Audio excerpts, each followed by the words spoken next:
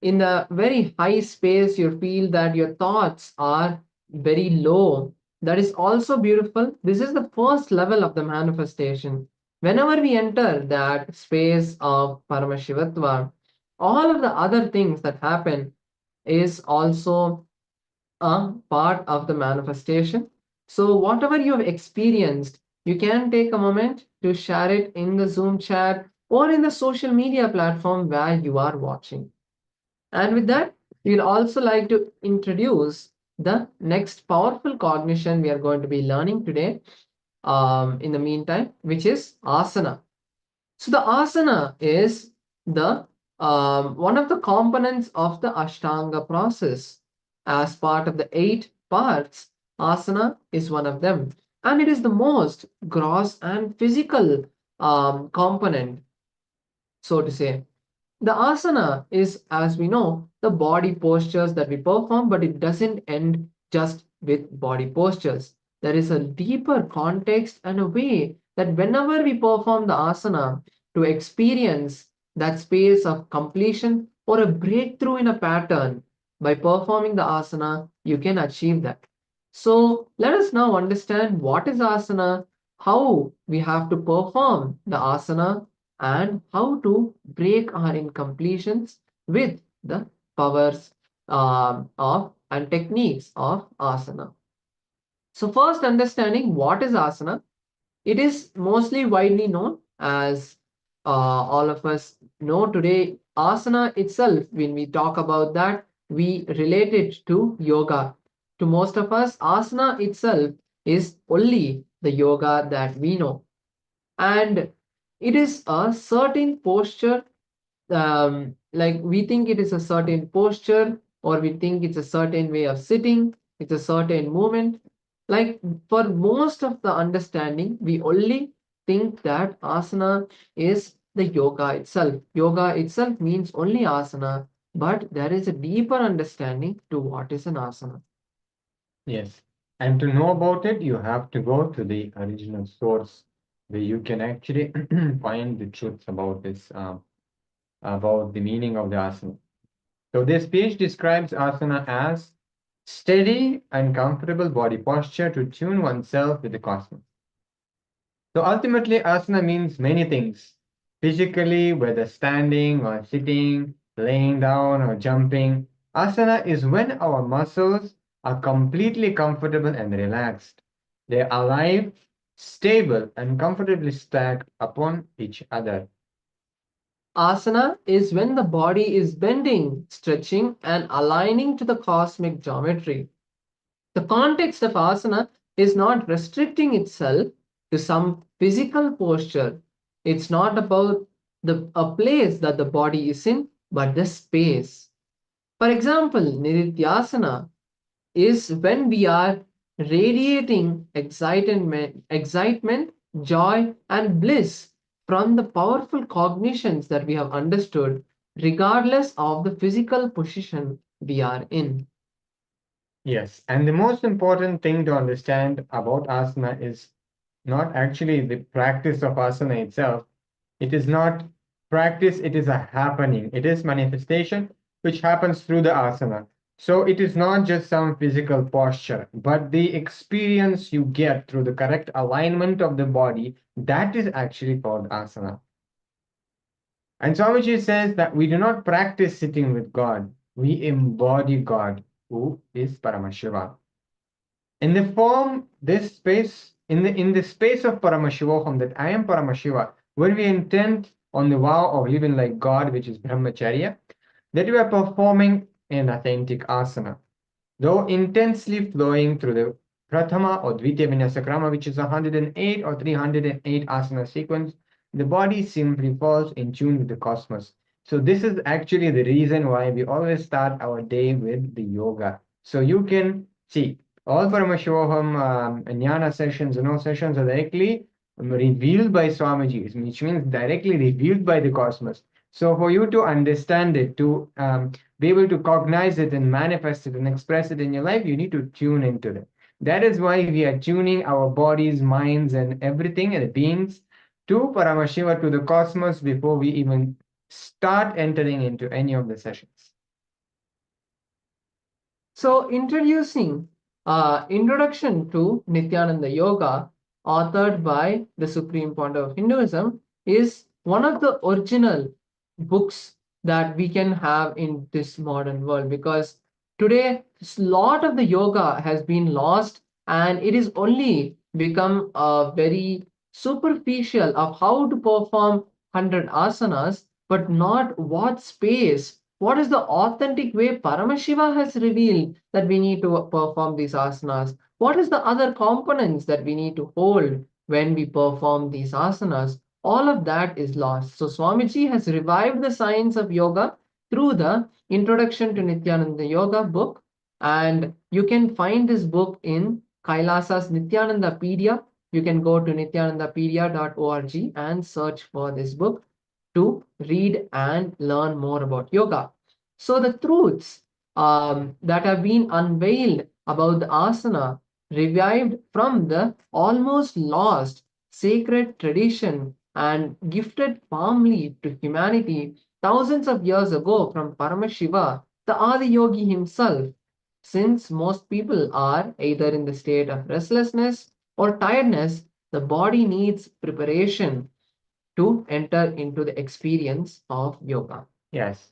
So asana allows body and mind come to a state of balance and restful awareness, which is sattva guna, where one can easily enter into the deeper and more subtle dimensions of yoga. So it is first step, you can say, the first step where you are helped to enter and to prepare your body to receive all the powerful cognitions and deeper truths about yoga, and ultimately experience this this experience of oneness with Paramashiva.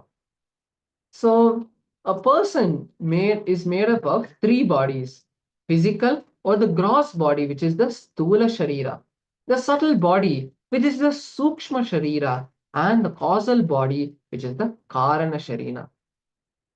Yes, and there are also more deeper dimensions, like chakras, for example, which are the energy centers, subtle energy centers that present at the intersection of the physical, subtle, and causal body. So these are actually, wherever all these three bodies are intertwined, there you can find chakras, which are the subtle energy centers.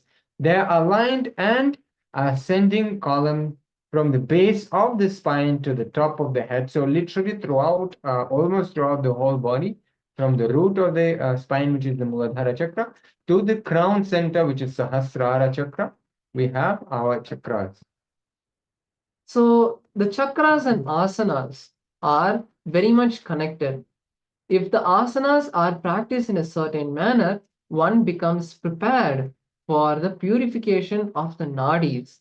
It is excellent in aligning, elevating the diseases. Minor diseases are also cured, and bodily heat and prana are simulated. One feels light, lifespan is enhanced, and premature death is prevented. This is Hatadatta Kaumudi, chapter 9, verses 18 and 19, reveal about the science of asana.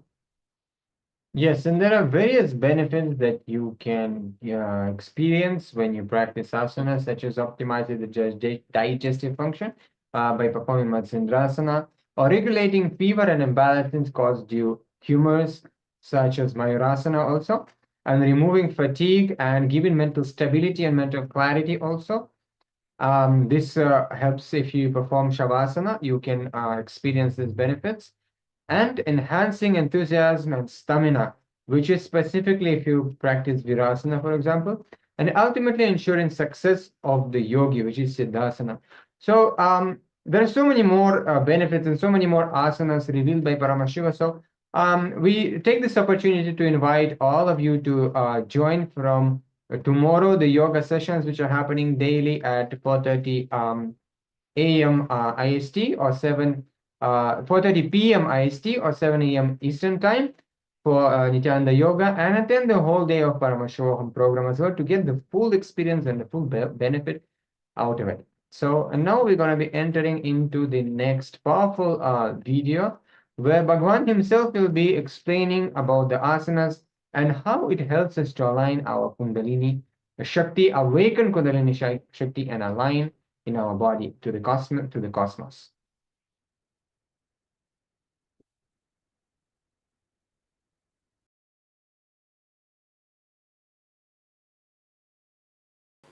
Again, asanas, aligning to awakening.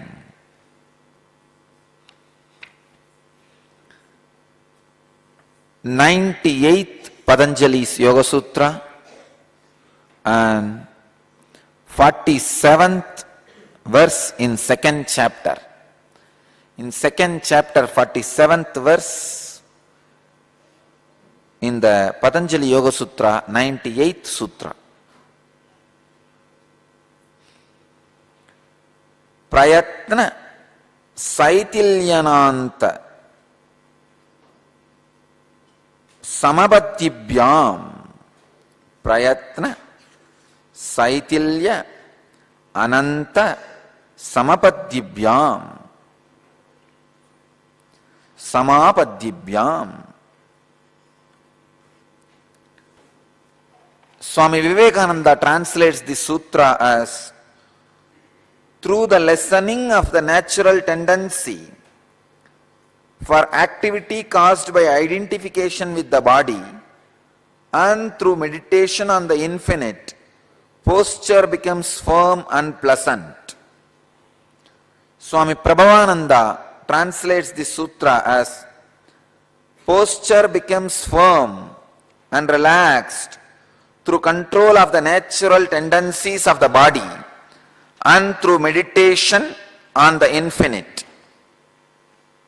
Swami Sachidananda translates as by lessening the natural tendency for restlessness and meditating on the infinite, posture is mastered.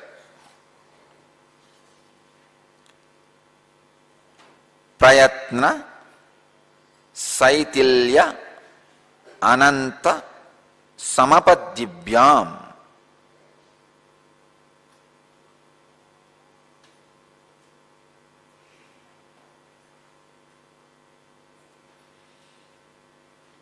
Each word is a technical term.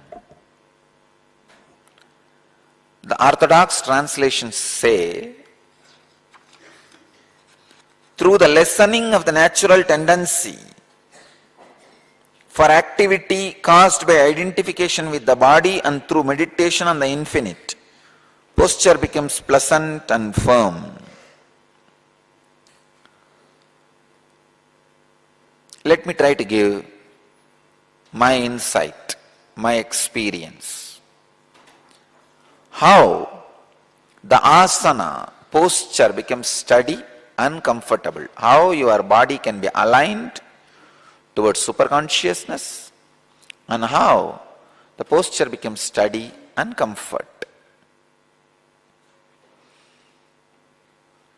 Prayatna Saitilya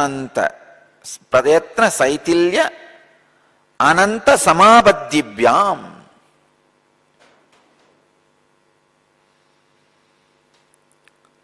Through the effort, I am trying to give you idea, the exact insight. I am not just translating.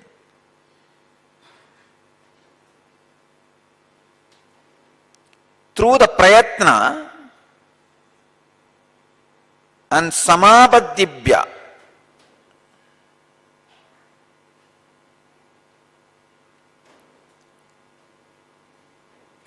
it's a very deep, subtle truth. I can say this sutra can be a technique to live enlightenment every moment. See, two things you need to do to achieve the aligning to awakening. One, work intensely. Second, continuously when you work, meditate on unending infinite cosmos, means unclutching. All your postures are to align yourself with the cosmos. if you unclutch and work intensely, you will just align yourself with the cosmos. That's it. If you unclutch and work intensely, you will automatically align yourself with the cosmos. Please understand. So prayatna, I am translating prayatna in a new way. Not just effort to sit in that particular posture. I am translating prayatna as intense hard work. Work at least 12 hours a day. Let there be physical and mental activity at least 12 hours a day. You may think, oh God, that looks too much. But I tell you, for some reason, either to be productive to the society and make your life rich, or just some social service, in some way, work at least 12 hours. The funny part is, you will never be able to work for 12 hours if you are working for profit. Means to make your life more luxurious, more comfortable. Because your biomemory is such, it will give way. It will say after maximum 6 hours of work, it will say, no, enough. If I have to work more than this to make myself comfortable, I don't want that comfort. It will just do a strike. Then how to work for 12 hours? The remaining 6 hours? Decide to do some non-profit activity. I tell you, non-profit activity is the ultimate creativity. Seva is the ultimate creativity. You will never become tired if you learn the trick of seva. The trick of seva means the knack of seva, means knack of serving without remembering the result, just working as a lifestyle. How? You don't breathe for purpose. You know it is your life. For life you breathe. Same way. Prayatana, effort, just as life. Working physically or mentally or physically and mentally. 12 hours a day. Take this as a spiritual instruction. Try. You may think, no, I'll become tired and all that. No, nothing. Just try. Try for next 2 months. You will see the asana happens in you. Working for 12 hours a day in unclutched way. Whenever you remember, let the inner space be unclutched, the outer body be intensely working. You will see aligning to awakening happens. Please understand. Empty mind is devil's workshop. I tell you, empty body is devil's residence. Devil goes for work only for few hours. He resides in his house for a long time. The lazy body is devil's residence. Empty mind is devil's workshop. Lazy body is devil's residence.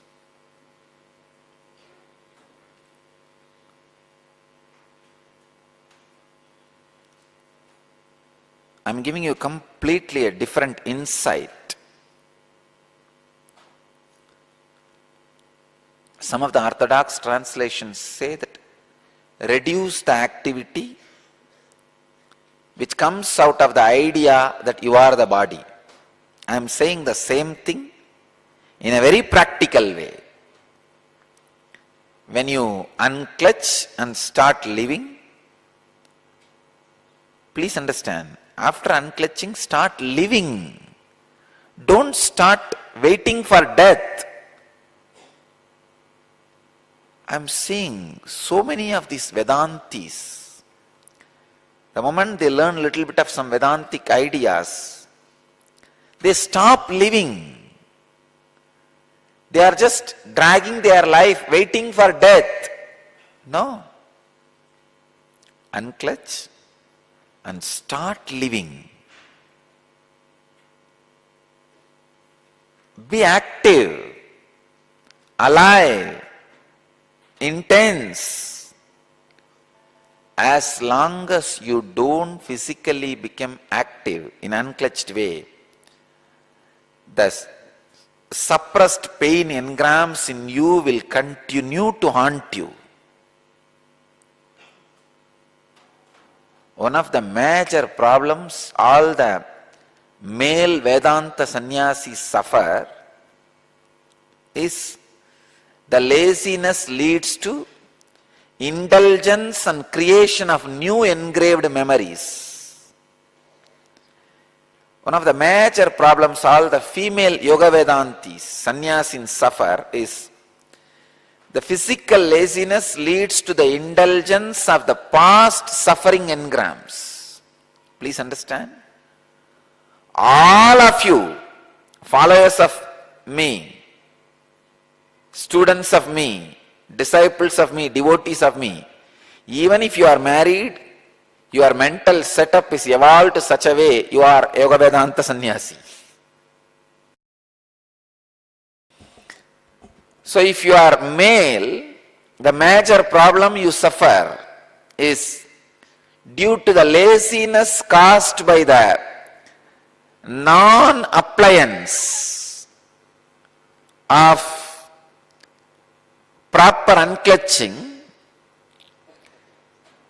creates indulgence and new engrams. If you are female, because of the non-appliance of proper unclutching, the laziness causes, makes you indulge continuously in the past suffering and engrams. So understand, the ultimate aligning to awakening happens by intense, please understand, intense working. Take up for-profit or non-profit work, something. I tell you, this non-profit work, the seva, service, is the highest form of creativity. There you get all opportunity, possibility, everything to express your creativity.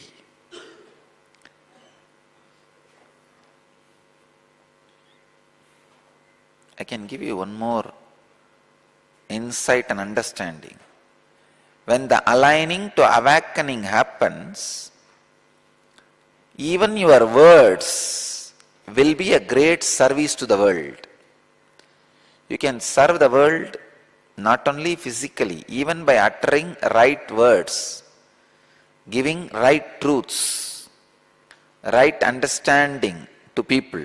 Even that can be a very powerful, amazing service to the world. So please understand, aligning to awakening. Some more deeper insights into asana.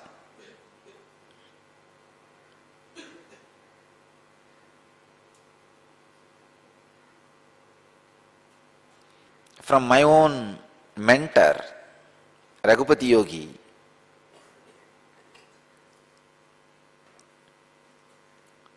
when he was training me into asana, He will make me do such intense, heavy activities like shifting stones and rocks from one place to another, one corner to another, and from the corner back to the same place. It is not directly productive, but he will insist, no, do that. And after certain exhaustion, when I feel exhausted, then he'll ask me to do the same work in an unclutched way, means meditating on the all-pervasiveness, meditating on the infinite. I used to very clearly experience, first if I work, that shifting a stone from right corner to left corner for 6 hours and I am tired, after he initiates me into the technique of meditating on infinite, next 6 hours I will be able to work, shifting the stones from here to this corner, back. I tell you, meditate on the infinite continuously, which means unclutching. Meditate on the infinite continuously, go on and on and on. Take this as a process. Work for 12 hours a day. Something physically or mentally. If you don't have any work, contact our centers. We have a lot of work. Take this as a spiritual practice. I tell you, all the engrams which are not letting your body to align to awakening will leave your system, and you will be aligned to the awakening. I tell you, every action either releases or creates certain engram in you. If your action is done not inspired by the engram, but meditation on the infinite. See, if you are engaged by the engrams, it is engagement. If you are inspired by the infinite, it will lead to samadhipatya, what Patanjali calls samapadipatibhyam. Samapadibhyam, the state of ultimate consciousness, aligning to awakening.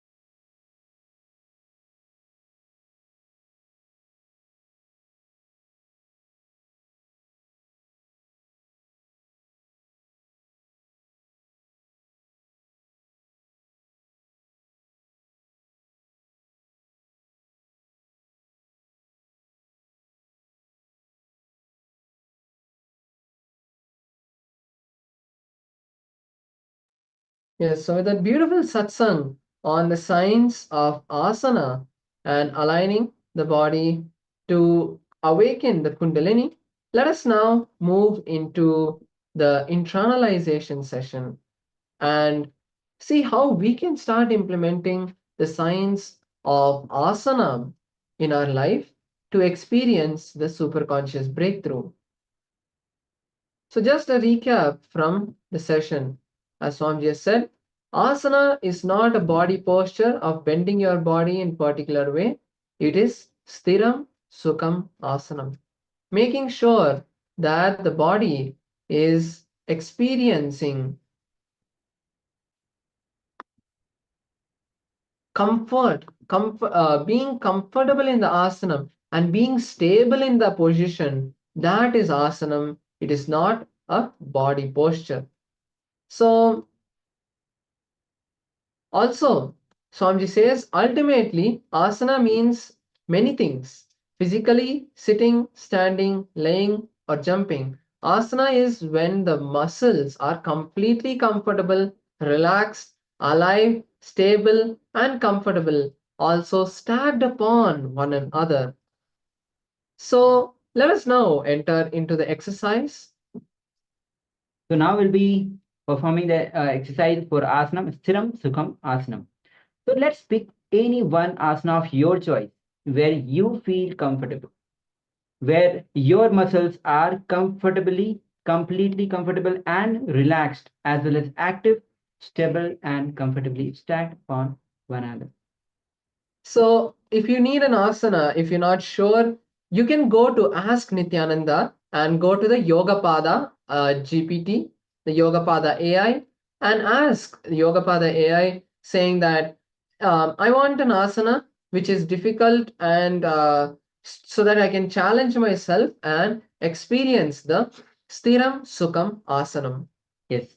So you can always go back to the ask.nithyananda.ai and ask any question for this particular this exercise. You can go on asking the asana which you can challenge yourself, and any asana you can choose and where you can feel comfortable. Also, apart from this, you can always go on to ask.nithyananda.ai and ask your questions which you need. It will give you solutions to all the life, because you're asking Swamiji himself, and he will be replying to you as you giving you the solutions.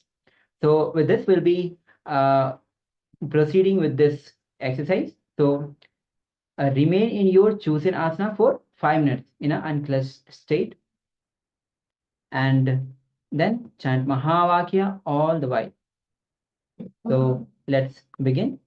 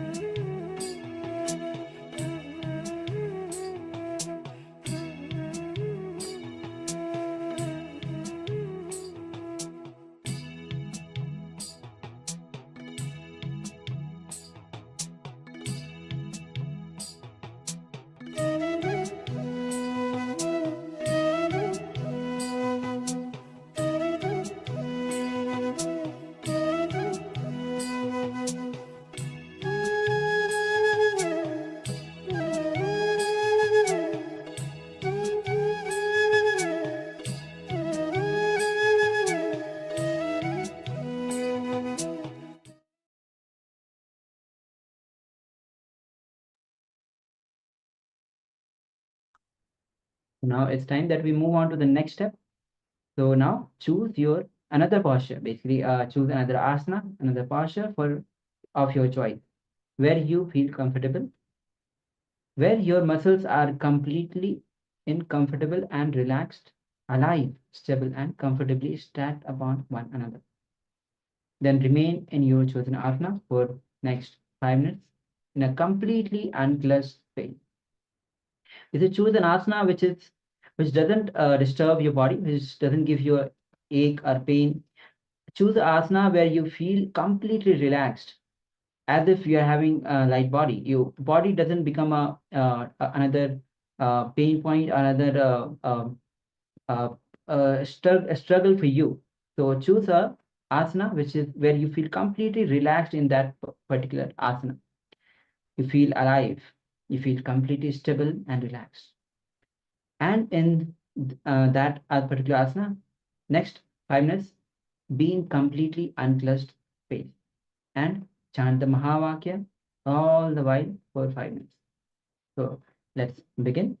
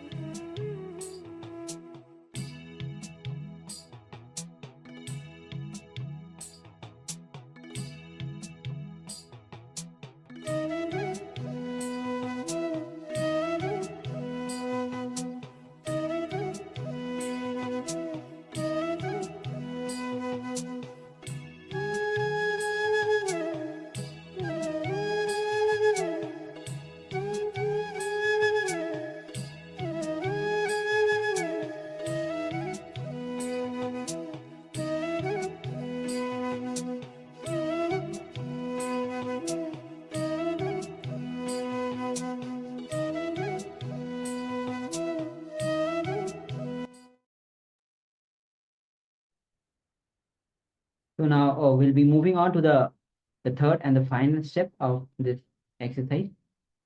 So again, choose another posture of your own choice where you feel comfortable, where your muscles are completely comfortable and relaxed, and you feel alive and stable in that position. So remain seated in that particular asana for next another 5 minutes and be in completely uncrushed state, and chant Mahavakya for the remaining, for all the times that you are in this posture. So let's begin.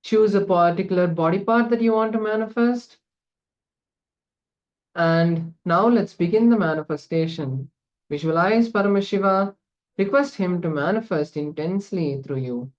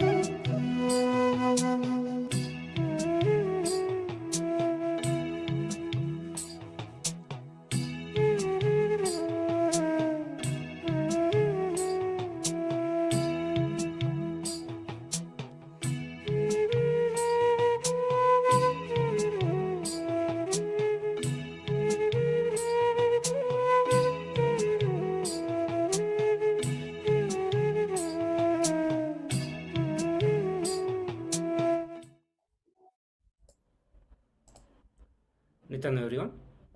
All of you can relax now. Relax from the power manifestation and share the result of your power manifestation. I request all the participants to share the result through Zoom chat.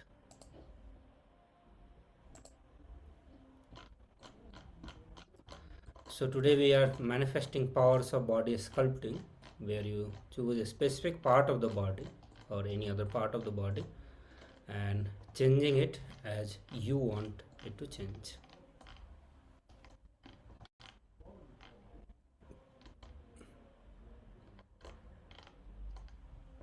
Okay.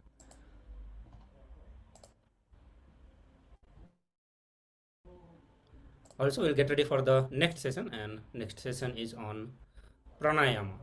So today we are learning the various truths that Swamiji revealed from the Patanjali Yoga Sutras, and there we went through introduction of Patanjali and then the asana and pranayama, pratyahara. Like that we are going to learn all the various Ashtanga Yoga that Patanjali had revealed and on which Swamiji has commented.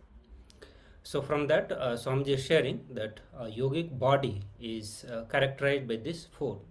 So whenever we say that this person is yogic or this person has a yogic body, and or if you say that you want to build a yogic body, what does that mean? So it means that all these four characteristics should be there. First being power and energy, flexibility and health. So all these four component should be there. Only when all these four components are there, you can say that a person is has a yogic body. The authentic practice of yoga with its various components such as asana, pranayama, mudra and cleansing techniques help develop all these four. So just by doing the PVK, DVK or TVK that is conducted during the morning yoga time or at the beginning of the session, if you do sincerely along with the detox processes, there are various cleansing detox processes that Swami has given, and some of them is part of the Panchakriya which you can do every day. If we practice all of that, it will give all these four in your body. You will have the power. Many of you would have already experienced the energy, flexibility by doing it, and ultimately all of you would be experiencing health. It will build power also if you learn the right pranayama. So if you make this as a habit to do pranayama also along with the yoga, you will see that you will have power also. And Swamiji further says another powerful cognition that he gives, that yogic body by itself is a power. So now we learn one of the important component of the authentic yoga, the PVK, DVK or TVK, all this has, which will build our ideal yogic body, and that is pranayama. So pranayama is a term that refers to breathing process, but it is not limited to what we understand as a breathing process. We all have been breathing, but there is something deeper understanding that Swamiji will be revealing here on pranayama. So the air that we breathe is just a vehicle in which the life energy comes in and goes out of our body. But that itself is not prana, neither inhalation or exhalation or in a certain controlled way just becomes pranayama. So when we inhale, the air comes in carrying prana, and when we exhale, the empty air goes out.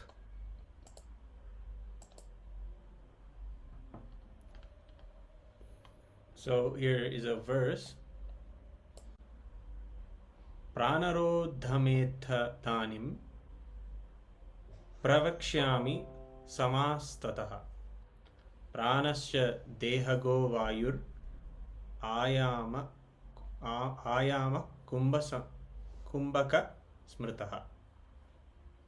Then I shall presently relate briefly about the control of the vital air. Prana is air coursing through the body, and ayama is said to be the kumbhaka, the holding under control or holding the breath. Paramashivoham describes pranayama as being composed of three processes: rechaka, puraka and kumbhaka. Puraka means the inhalation of prana through the outside the body. And Kumbhaka refers to the holding of the breath like a filled up pot without moving the limbs. And the Rechaka refers to the exhalation of air from the body.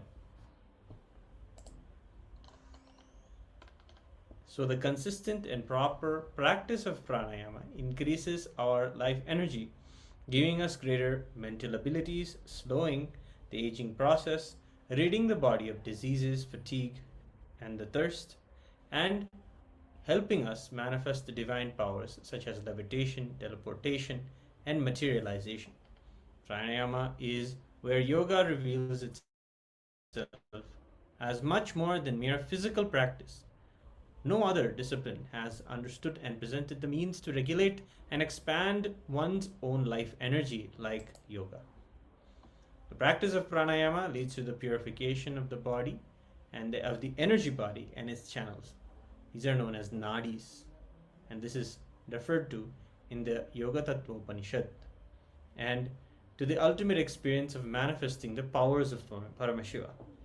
So it leads to the purification of our energy body, this including the nadis, then leads us to the ultimate experience of manifesting the powers of Paramashiva.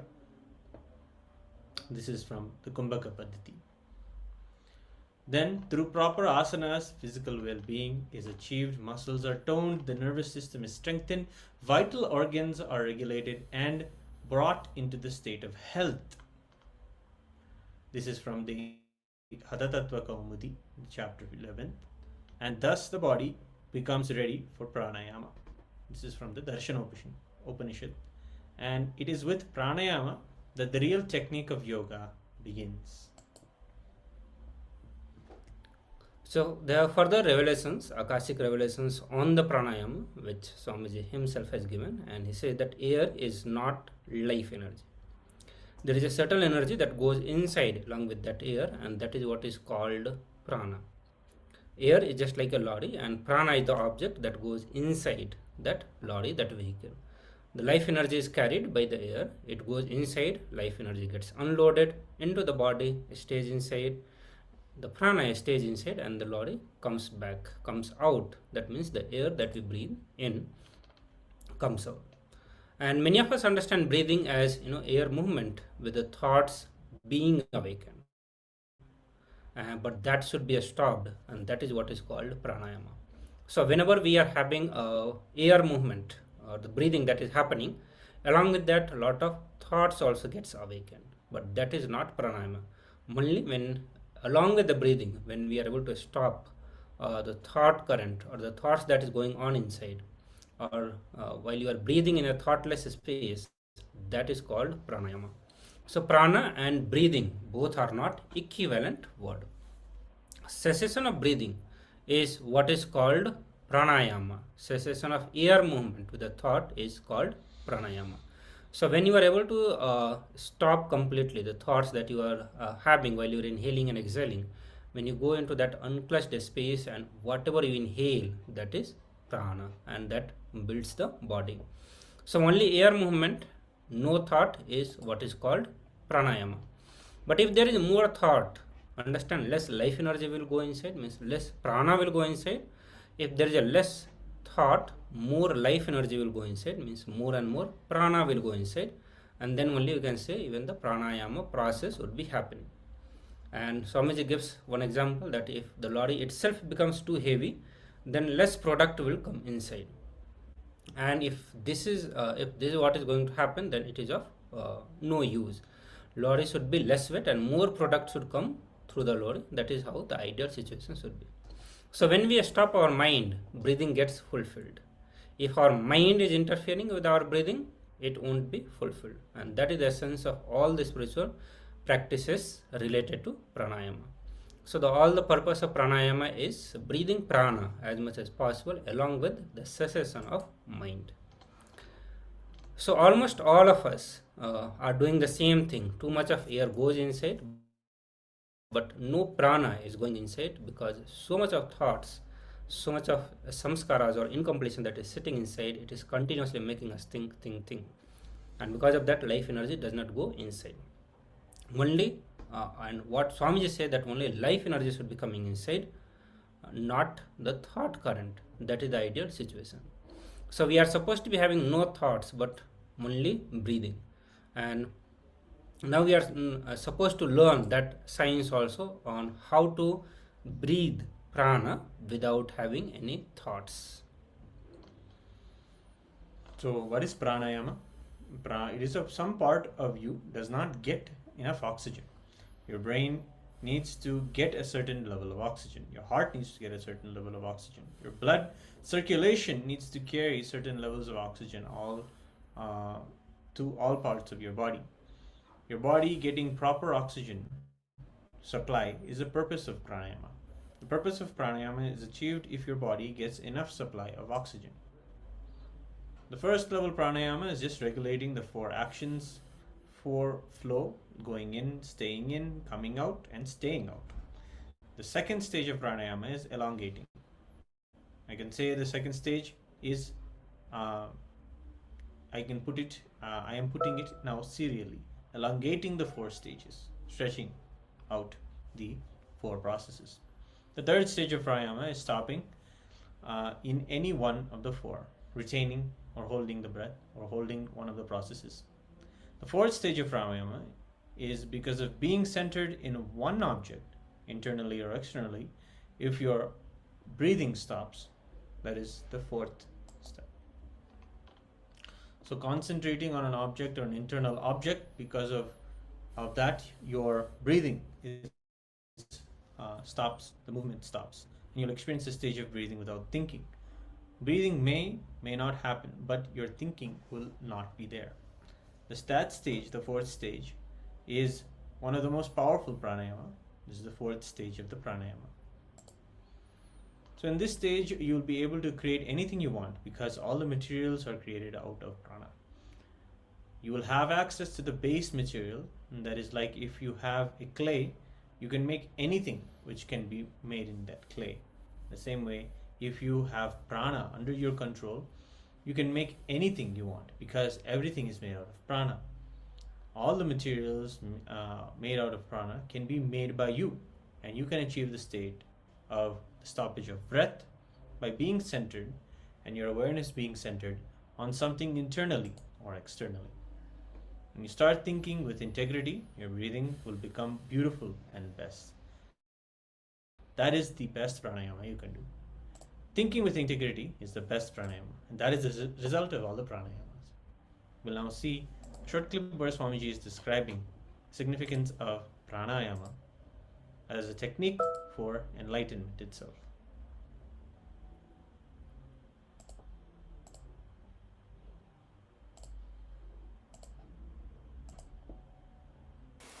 I'll try to translate. I think this whole today's session, I'll just translate this sutra. Because just the translation, you can make at least 100 technique from this translation.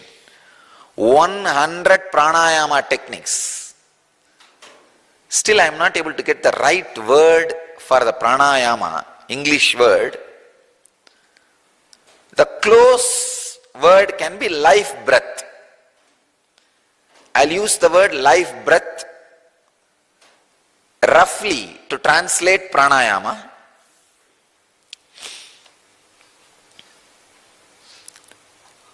Bahya abhyantara stamba vriddhi desha kala sankhyabihi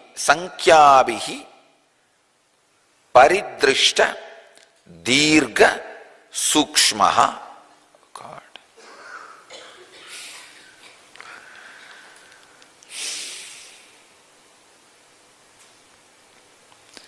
Maybe I'll take 3 days to explain this sutra. Don't bother if you don't understand completely, because you may have to see all 3 sessions together. Only then you will understand.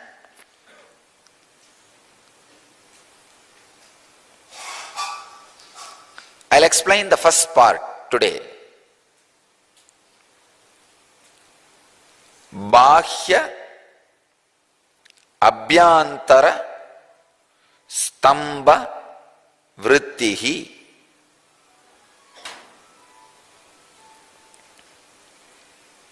See, as on now, how you breathe should be understood by you. Your body is like a desert filled with sand. Any air movement happens in your body. See, in the desert, if any air flow, breeze or the wind happens, what will happen? All the dust will be lifted by the air and the whole wind become dusty, full of sand. Same way, ordinary body is filled with so much of biomemory, it's like a desert. If too much of biomemory is there, nobody can live. Any air movement, immediately what happens? In that wind, all this dust is lifted.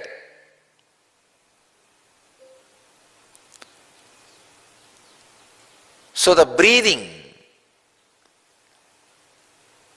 by its nature, awakens too many thoughts and engrams and makes you restless.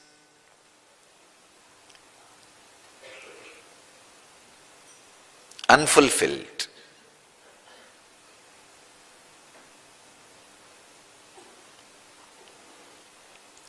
Now, what is the way that air should not awaken the dust and get contaminated? Either all the sand should become a stone, or it should become ocean. That's the only way.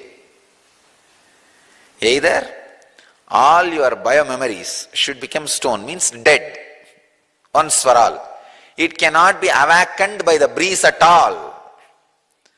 See, on the huge rocks, if the air flows, what will happen? Neither the sand will be raised, nor the air will be impure. The air will be pure.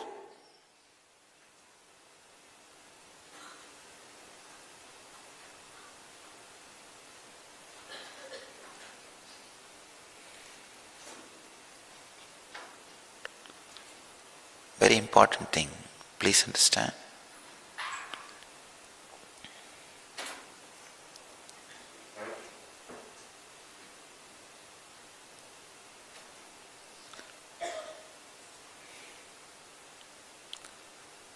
The sand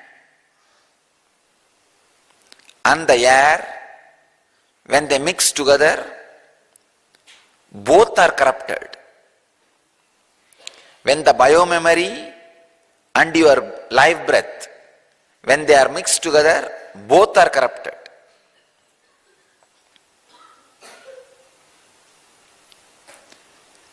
If breathing happens without provoking thoughts in your inner space, you are enlightened. That is what I call Pranayama. Breathing happening without provoking thoughts.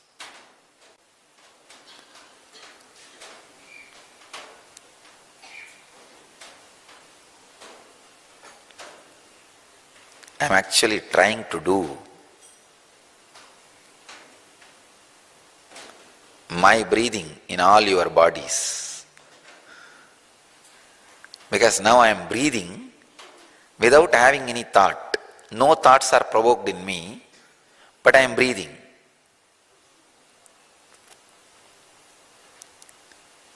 One fortunate thing is, this breathing is contagious.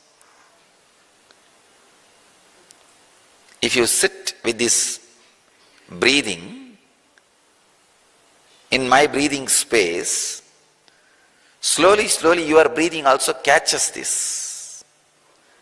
This is what I call becoming ocean. See, if you don't want the air to be contaminated by the sand, either become a rock or become an ocean. Becoming rock means by your own sadhana, unclutching and integrating yourself. So no thought during breathing.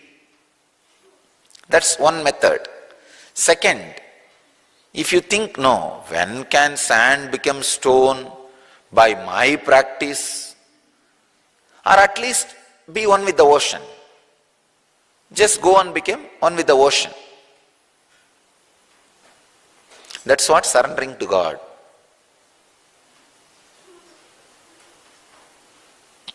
So naturally, if you become ocean, the air will not have sand. It will not lift sand, it will not get contaminated. There is a third thing.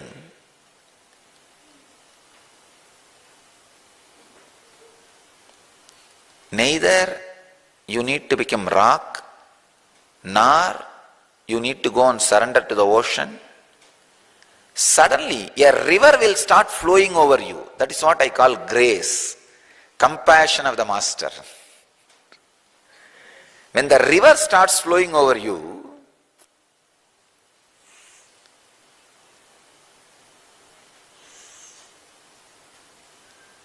neither without your effort to unclutch nor your effort to surrender. Even surrender is a kind of effort. Nothing is required. Your breathing has become pure. Master's presence is like a river. When you sit in somebody's breathing space, whose breathing does not create thought in his body, your breathing also changes, and your breathing also stops creating thoughts in your body, in your biomemory.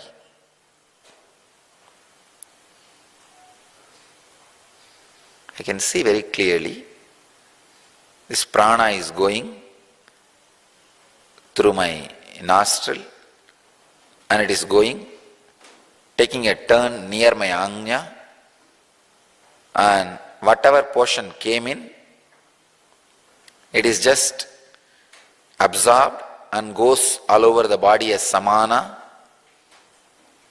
and whatever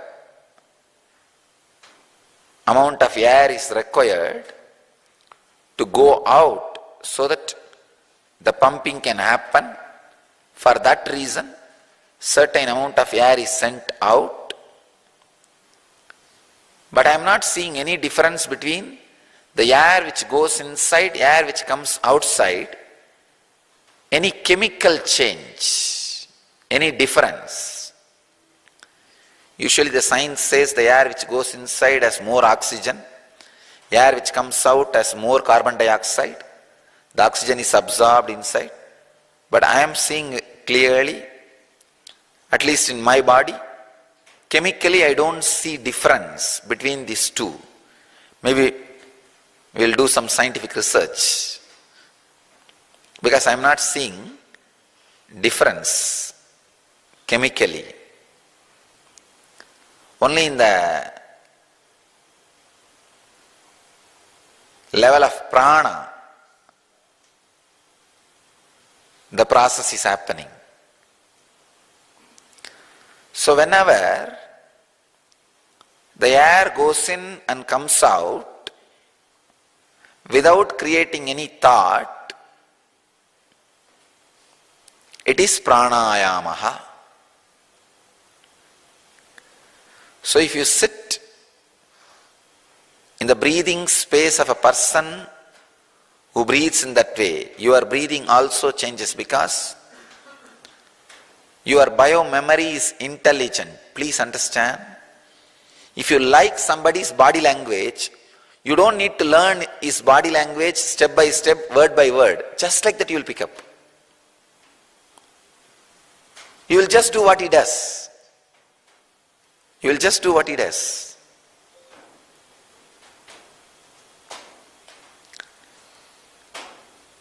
Please understand.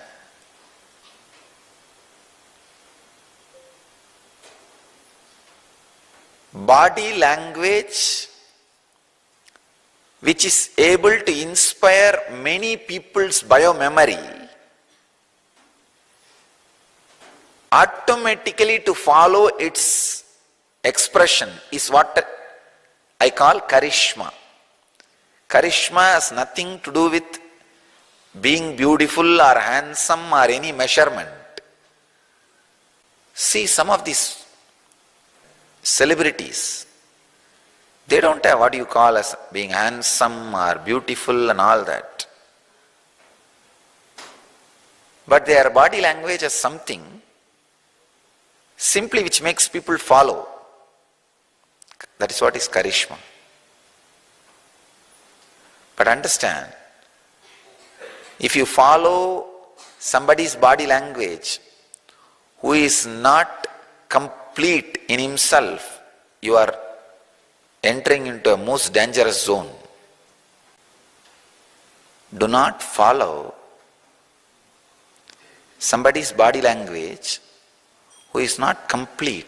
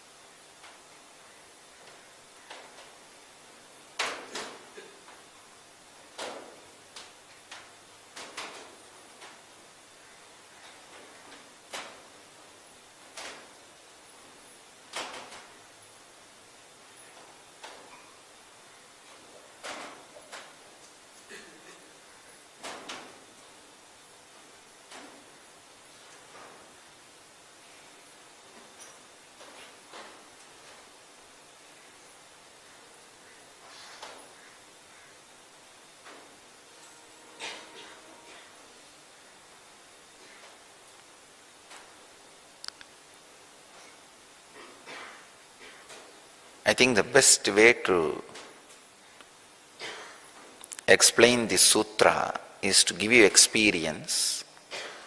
But for the sake of future and posterity, I will talk about this sutra also, explain also.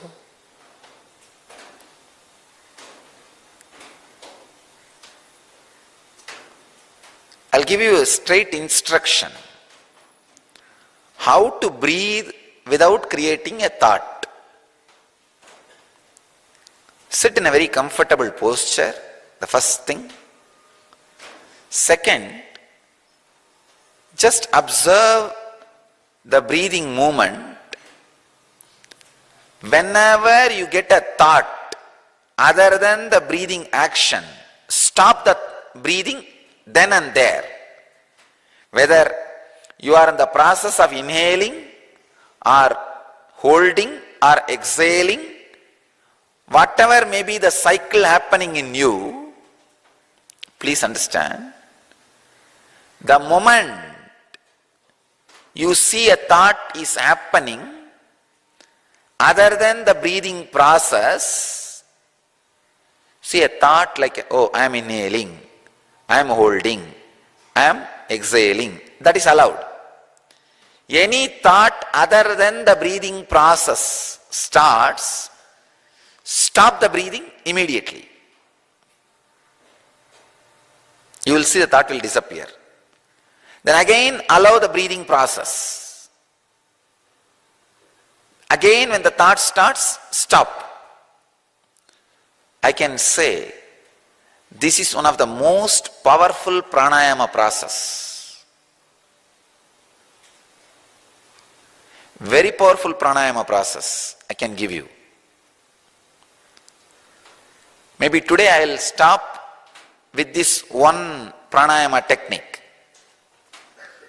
I will continue on the same sutra deeper and deeper for next 2-3 days. Because this whole thing cannot be translated and given in one session. So the essence of first part of the sutra is whether the breathing movement is outside or inside or happening. Please understand, outside means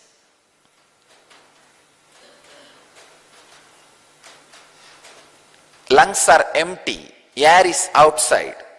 That is what is I call the outside. Inside means lungs are full, air is inside. That is what I call antara, inside. Between means the air movement is happening.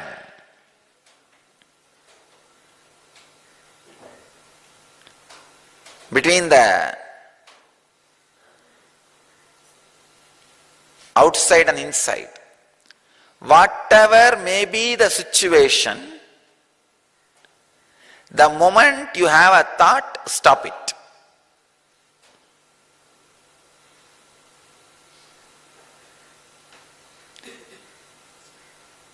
This can be a very powerful, instant technique for pranayama.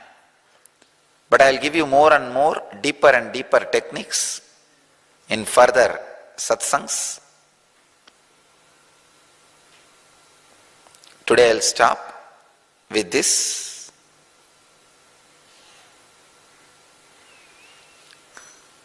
Maybe you can all just sit for a few minutes to catch up this breathing without thinking. Just sit.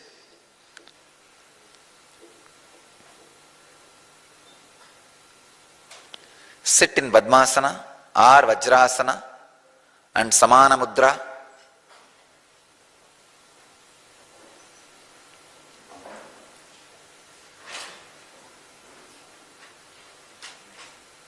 Try to sit in Padmasana.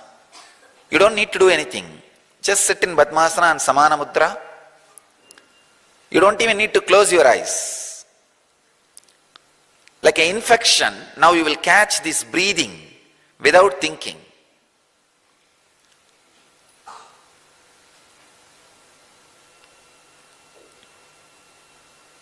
You don't need to try to control your thinking. You just sit. You can even keep your eyes open. You don't need to do any technique. No need for any technique.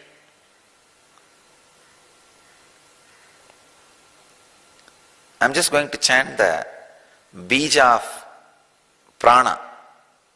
Prana bija is yam. Yam is the bija of the pranic energy, the air energy, Vayudeva.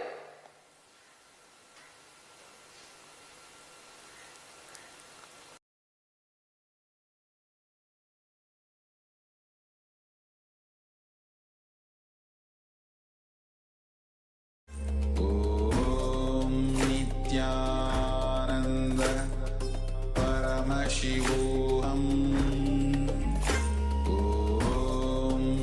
Nithyananda Paramashivoham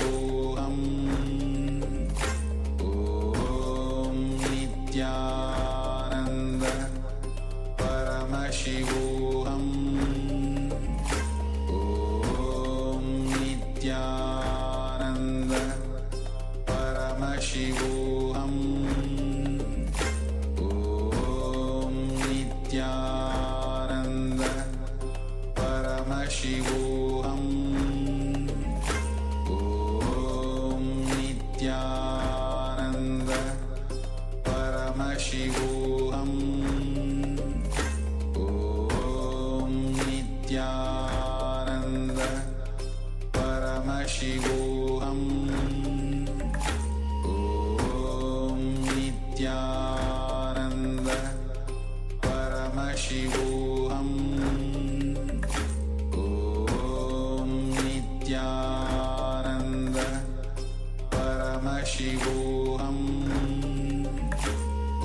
Om Nithyananda Paramashivoham Om Nithyananda Paramashivoham Om Nithyananda Paramashivoham Om Nithyananda Paramashivoham Om Nithyananda Paramashivoham Om Nithyananda.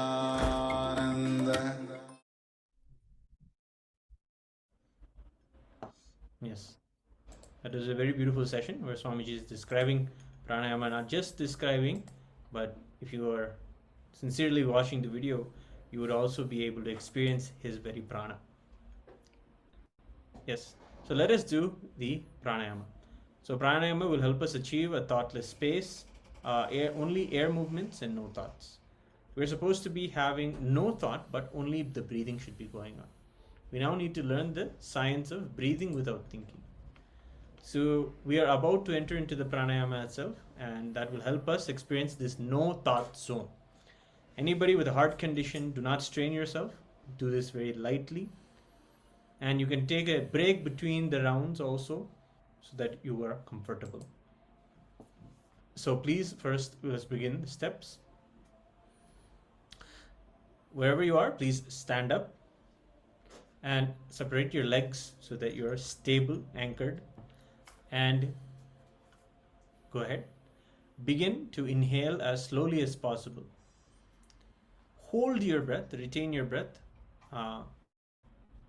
for as long as you can, comfortably.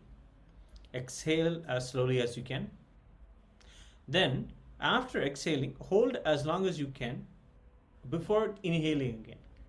Like hold your breath out. Let your lungs be empty for a period of time. For how long you can. Again, inhale again slowly. Do this beautiful initiation of pranayama. You can begin now.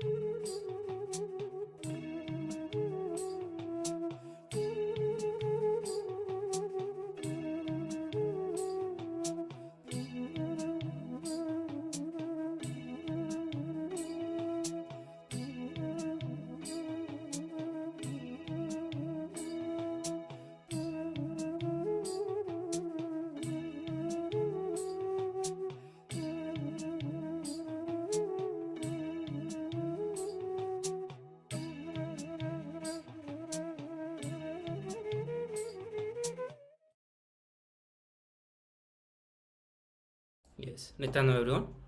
I request all the participants to relax and let's get ready for the next session, which is going to be power manifestation.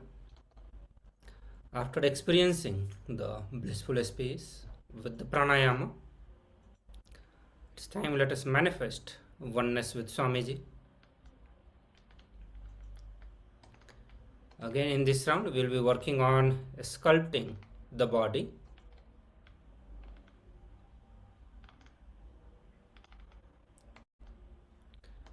So I request all of you to get into the space of power manifestation. And with that also make the decision which part of body or which aspect of your body you want to change. It can be any part of the body that you want to change or shape it. So make the conscious decision beforehand and then we'll get into the power manifestation.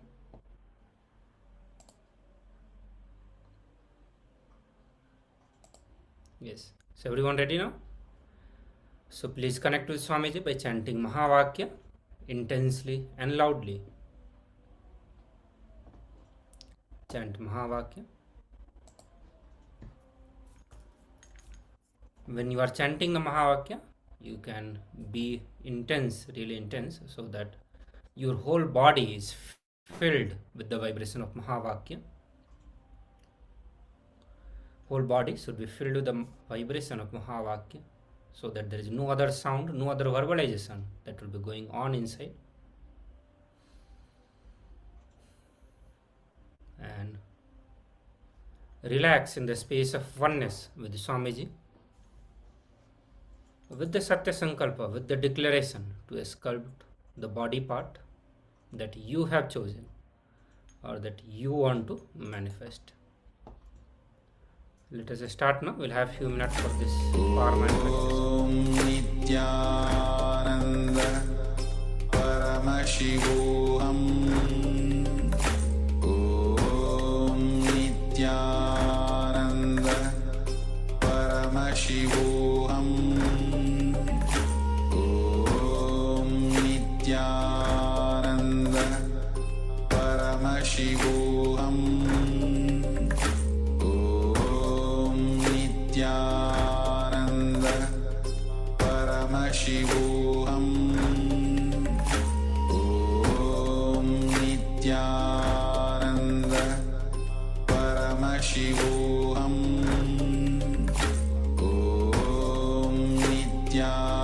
Nithyananda Paramashivoham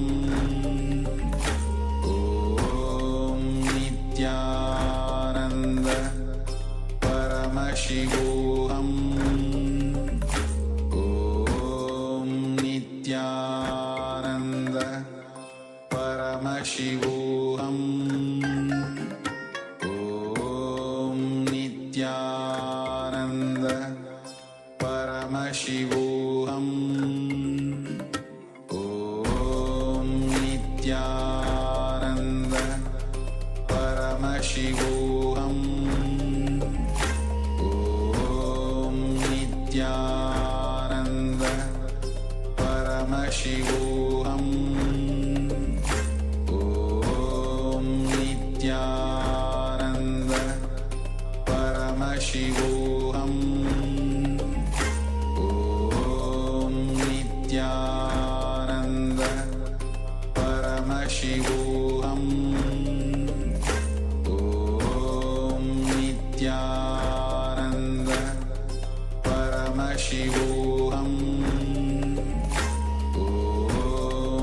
Nithyananda Paramashivoham